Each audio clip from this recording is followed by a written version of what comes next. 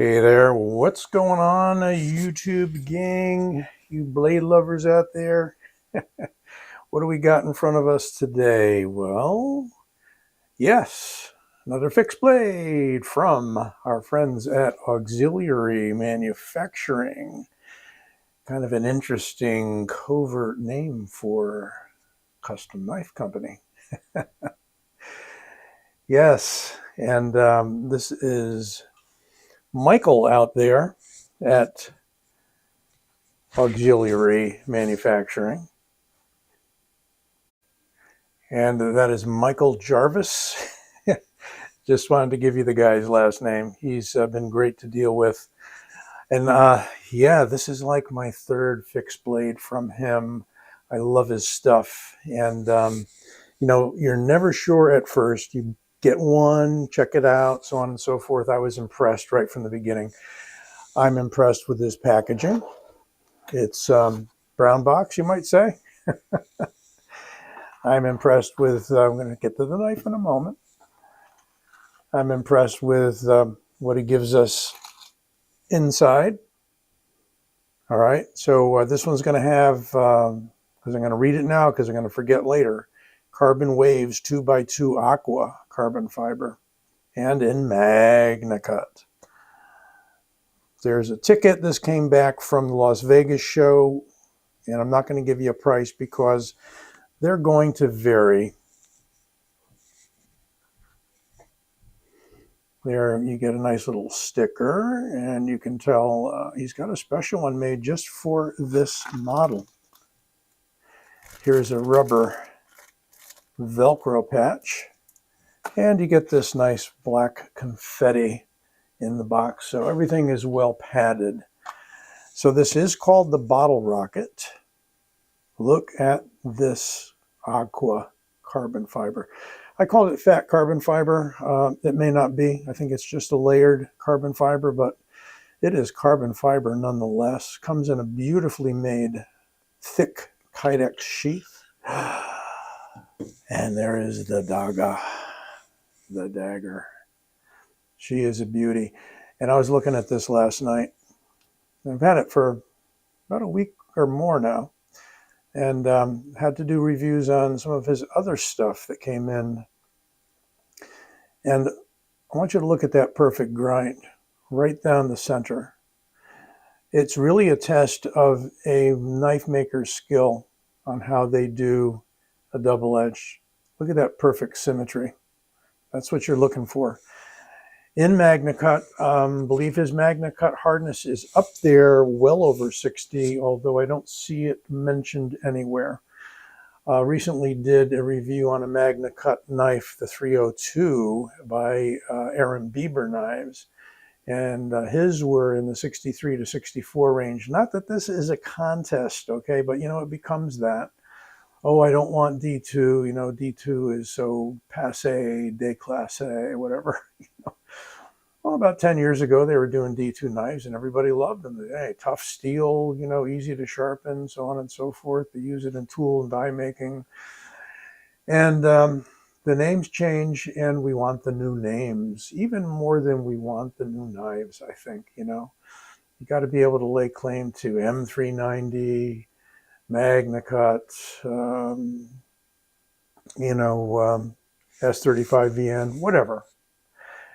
Let's look at this a little bit closer, though. Here we have two pins. You can barely make them out because they sort of blend into the pattern. But these are likely going to be like a G10 black pin. So it's glued together. You're not going to be able to take these handles off without a great deal of effort, grinding them off. And I was, let me talk about the handle, because when I saw the pictures before I got this, I was a little suspect of whether I would like the way this feels in the hand, because it seemed a little blocky. And these are some pretty thick scales for the knife, but it's also a very substantial stock, and we're going to measure that up in a moment, of the MagnaCut. Well, it turns out that these four grooves here, depressions, swales, whatever you want to call them, on both the front and the back, and they're equal. Hence, the bottle sort of look to it. Bottle rocket, shooting straight up. I'm not sure, but the handle is sort of, you know, bottle-like, shall we say, with like a neck up here and, you know, maybe like a Coke bottle. Could it be? I don't know. If you hold the dagger here, kind of a traditional position for using it, maybe kind of a Sykes-Fairbairn concept of dagger use. You would hold it here. If you want the edge up and down this way, you've got a depression for your fingers there. If you like to use the reverse grip, then the finger nestles, the index finger nestles, and index is right in there beautifully, and the thumb caps. And your pinky goes into that one. And that feels really comfortable. And the thicker material in the middle just goes right into your palm, and it feels 100% secure, like you're never going to lose this knife.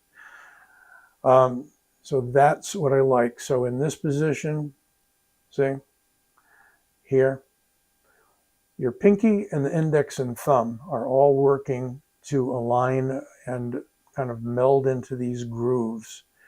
And that is super, super well thought out. What looks like it's just kind of cosmetic to start with, kind of a cool looking profile, ends up being very practical. And we've got enough of a choil area here, if you want to call it that, to where you're not running right up on a sharp edge when your hand's on the handle. Okay, so if you're holding it this way, certainly if you're switching back and forth between a single edge and a double edge for your EDC, you want to be real careful that you know which one you're carrying, right? Because I love to put my thumb on the back of the blade of a single edge. I've got to remind myself when I'm carrying this that that is not really possible. But should you choke up kind of close here, you're not running onto an edge, and that's a great thing. Let's do some measurements. Segue into that. 7-inch overall and 3-inch blade. Very simple. Within fractions of inches of those things. All right, we're set to millimeters, so make sure that I don't put too much pressure on this. I'm going to call it 3.5 millimeters. And in inches, 0.14. Thickest part of the handle, 0.71. That's going to scare you, but as I explained earlier, it's really not a problem, folks. Really not a problem. There are skinny knives out there. You can get them. A lot of the ones I carry have very thin knives. One of my favorite is the Foreigner by Bastinelli. Got an extremely thin handle, and you'll see how thin the handle is on another one I'm going to show you in a minute for comparison. What do we weigh? We weigh I'm going to call it 4 ounces, 4.01. And if I put the sheath on, beautiful sheath once again, with a DCC style clip. It is not branded DCC, but that's okay. It's probably some other manufacturers making similar clips or maybe cloning it. Who knows? But it kind of does the same thing. And you can adjust it. It's set way down here. You can raise it up here, and it's going to go even deeper into your waistband or what have you. But with the sheath, 5.7, we'll call that. Not a big increase, a little over an ounce or so.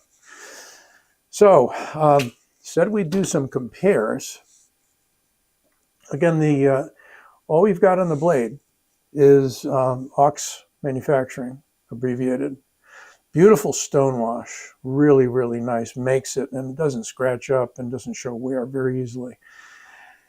And we're going to do some cutting tests with it in a moment, but I'm going to do the compare first, I think, and get you a little closer. Here is the Carl Jr., also a favorite of mine, and should be coming in very close.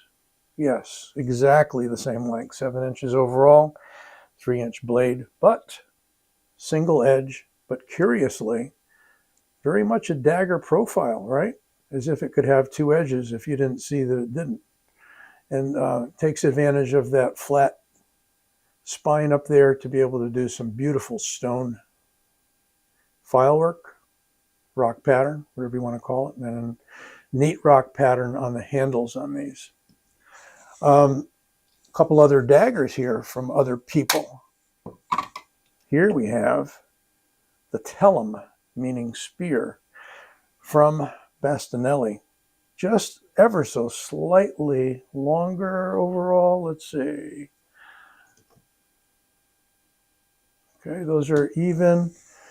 And it's like a 1/4 inch longer overall. But shorter blade and wider blade. What Bastion Coves did on this one is give you a very broad spear sort of, what do they call it, spade sort of blade, and some useful serrations there, kind of like what Microtech does on a lot of their OTFs. Thin handle. What did I say about thin handles on some other knives? And again, this isn't knocking the bottle rocket, but 0.38. So about, coming in around half the thickness of this one. And yet, I still love it. Still love the bottle rocket. So that's the tellum. Again, extremely thin. Some people like to have a little more in the hand, a little more grip. He gives you plenty of jimping here on the handle, if you want to call it that, texturing. That one comes in kind of a long sheath that accepts the blade either way. Of course, this sheath does too. Doesn't matter which way you put it in. And one more dagger style blade. This is the ice dagger, standing for in case of emergency. Nothing to do with immigration. This is from Tops. Another very wide and reinforced tip dagger. And let's look at that. This is a ring dagger. Funny thing is, I first encountered ring daggers in Chinese Kung Fu, where they were part of the weaponry used, and you would spin them.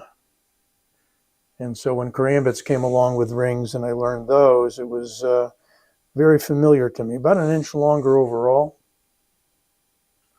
And same size blade, about a 3-inch blade. Wider though, okay? And steel on this, I think, is, of course, their usual 1095. It's not marked on there, but that's what Tops uses a great deal of the time. You may love it, you may hate it. Let's take another look at the sheath and how it goes in. So, locks in nicely this way.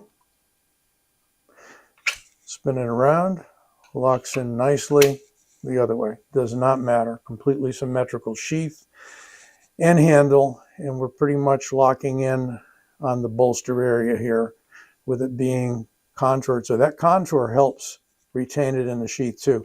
A little bit of rattle, so you may not be able to sneak up on anybody and do your sentry work, but does that matter? Maybe it does to you. Maybe that's what you do for a living. I don't know. Compared to the Griptilian, just for the heck of it, and we're not even going to bring the Rat one out really, but next to the Griptilian, a Griptilian's like 1.25 inches longer, with the blade about 1/2 inch longer, thereabouts. Hope you enjoyed the review. Don't forget to give it a like. That helps. And don't forget to subscribe. That helps. And you'll be notified when I drop new videos and shorts and all that good kind of stuff. The bottle rocket, Magna Cut, and fancy carbon fiber. From Auxiliary Manufacturing, Michael Jarvis, the owner. Made in Nevada, Reno, Nevada, USA, 100%. Be well, take care, catch you soon.